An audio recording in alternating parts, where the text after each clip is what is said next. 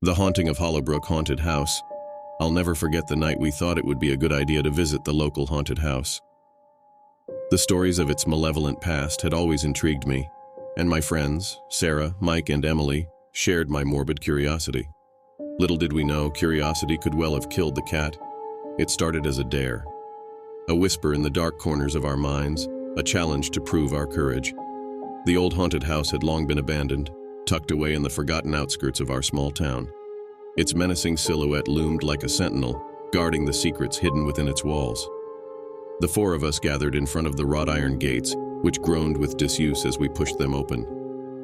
A thick shroud of mist clung to the overgrown path that led to the house's entrance, amplifying the eerie atmosphere. I couldn't help but wonder if we were making a grave mistake. The moment we crossed the threshold, the air grew frigid, and a sinister presence enveloped us. The entrance hall was grand but decayed. The nooks and crannies of the pathways seemed even darker than it should be. Portraits of scary clowns and men with hatchets lined the walls, their eyes following our every move. "All right, guys, remember why we're here," I said, trying to sound braver than I felt. "We're here to prove that this place isn't as haunted as the legends say." As we ventured deeper in, we could hear whispers, faint and incoherent, like the mournful cries of lost souls. Goosebumps danced across my arms as we stumbled upon some sort of hook in the floor, oddly enough with a book laying next to it. Emily tugged at it, and as she did, a hidden passage revealed itself.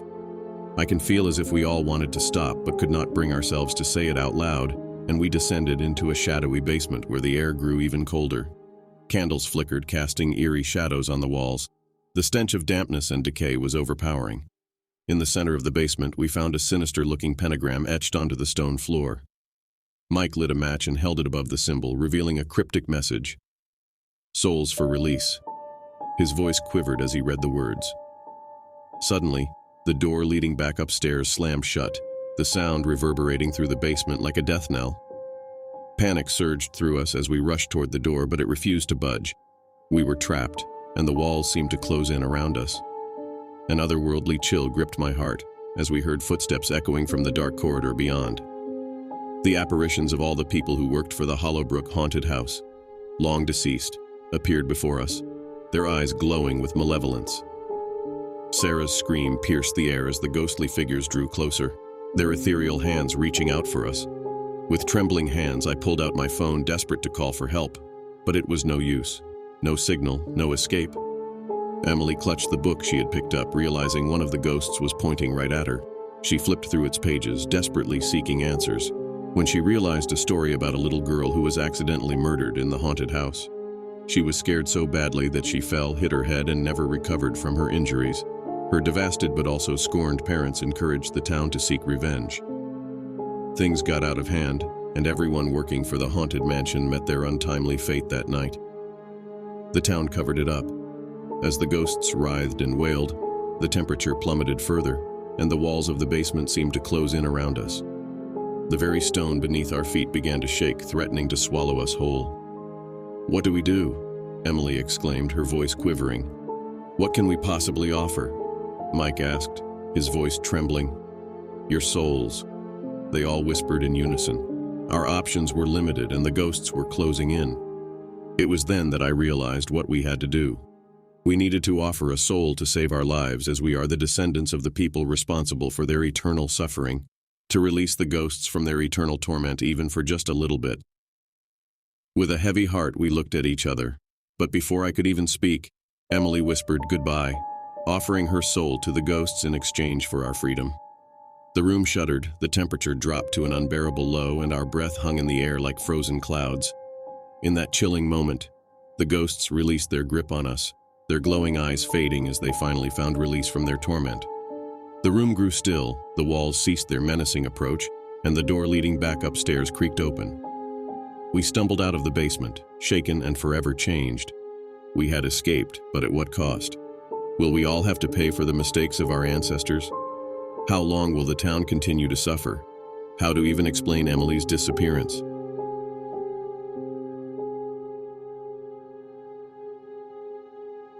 The Haunting of the Harvest Hollow. I had always heard that the Harvest Festival at Harvest Hollow was a spooky, exciting event.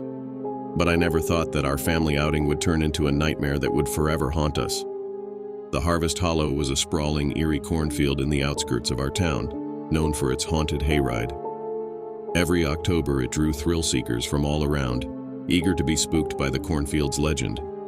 My family consisted of me, my wife, Lisa, and our 2 children, Lily and Sam. We decided to visit the cornfield one chilly evening, hoping to share some good old-fashioned scares. As we arrived, the atmosphere was charged with a sinister energy.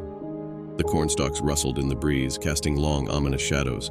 The night sky was veiled in heavy clouds, obscuring the moon, making the setting all the more eerie. We queued up for the haunted hayride, our anticipation growing with every passing minute. The wagon was old and creaky, pulled by a haggard horse and driven by a wizened, hooded figure who didn't say a word. As we settled onto the wagon, the driver whipped the reins and the journey began. The ride began innocently enough, with eerie sound effects and ghoulish props. The kids were thrilled, clinging to each other and laughing nervously. However, as we ventured deeper into the cornfield, things took a sinister turn. The cornfield seemed endless, and it was easy to lose one's way amid the towering stalks. The wagon's path became increasingly erratic, leading us in bewildering circles. Panic began to gnaw at the edges of my mind, but I dismissed it as part of the show until Lisa whispered, "Do you think this is normal?" I looked around and the other riders wore expressions of unease. The wagon jerked to a halt and the hooded driver finally turned his head toward us. His face was obscured by shadow, but his eyes glowed with an unnatural fiery light. "Get off," he said in a raspy voice, his bony hand pointing into the cornfield. We hesitated, not sure if this was part of the act, but the driver's relentless gaze left us with no choice. We dismounted the wagon, feeling the cold, damp earth beneath our feet. The driver cracked his whip, and the wagon disappeared into the dark maze of cornstalks, leaving us alone in the depths of the Harvest Hollow. Panic set in as we realized the horrifying truth. We were lost, abandoned in a haunted cornfield. We began to wander through the field, searching for any sign of an exit. The cornstalks seemed to close in around us and the silence was suffocating. It was as if the cornfield had swallowed us whole, and there was no way out.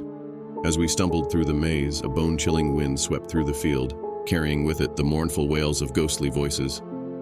Shadows danced at the corners of our vision, and I could feel an invisible presence watching us, its malevolence palpable. Lily and Sam clung to us, their faces pale with fear. The atmosphere had gone from thrilling to truly terrifying. We knew that this was no ordinary haunted hayride.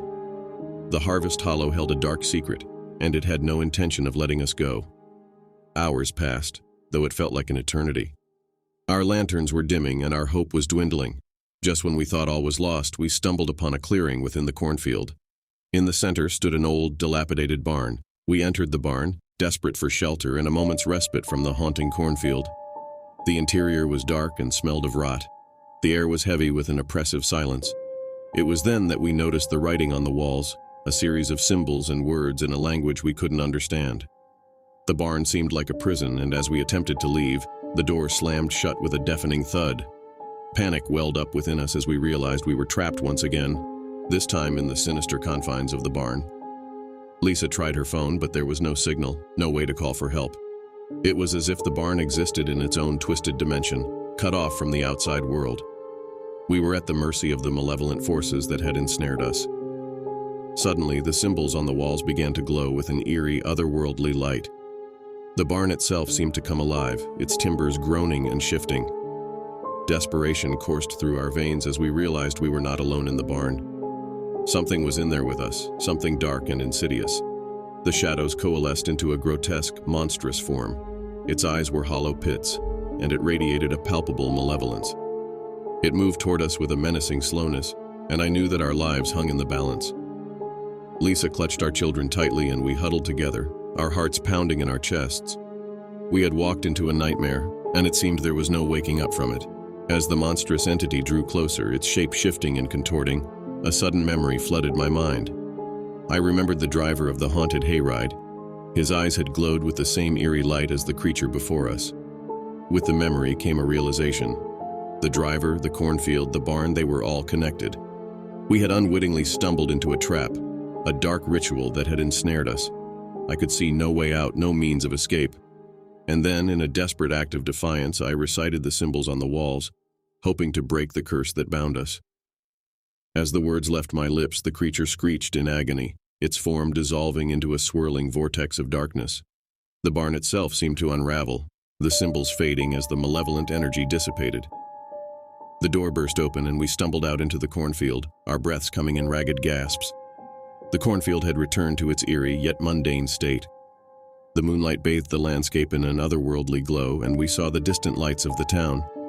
We had made it out of the harvest hollow, but the horror of that night would forever haunt our dreams. As we made our way back to the town, we couldn't help but wonder what dark force had trapped us in the cornfield and the barn. The harvest hollow had proven to be more than just a haunted attraction. It was a place of malevolent power, a place that would forever haunt our nightmares. The harvest hollow had claimed us, and we had narrowly escaped its clutches. But the chilling memories of that night would stay with us, a reminder that some horrors are not meant to be trifled with, and some secrets are better left buried in the depths of the cornfield.